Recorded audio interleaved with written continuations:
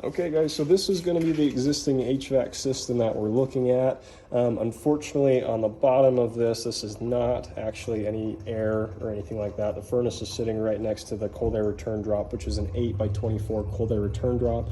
The furnace is a 75,000 BTU furnace with a 3-ton fan, and you have a 3-ton coil up top. The line set looks fantastic on this guy though. We're not really going to need to change any of that. There is some parts that I want addressed, which is going to be this piece of ductwork up here. It looks like it was really poorly screwed together and then just taped over to kind of hold it in. I'd like to really get rid of that section because we're going to be lifting this entire system up and putting it on about a 12-inch base cam. I'm putting a filter rack in it. You got 75 inches from where the furnace is at right now all the way to the top of that guy, but I just really want to clean that up and make it look a lot nicer, then make sure there's no airflow issues where we're losing some air that could be directed to the system. You got 2-inch PVC for the exhaust and the fresh air of this guy.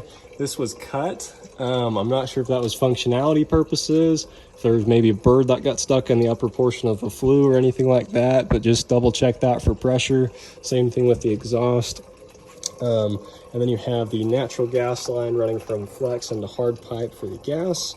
And yeah, the filter used to be right here, so that's really the whole reason, with the furnace being probably about 32 inches top to bottom and the AC coil maybe being about 22. That should still give us about 20 inches to work with for that base can on the bottom with the filter rack. And I want to do the easy access, so it's basically just flip it open, take out the filter, put it back in. We'll need a 16x25x1 for this.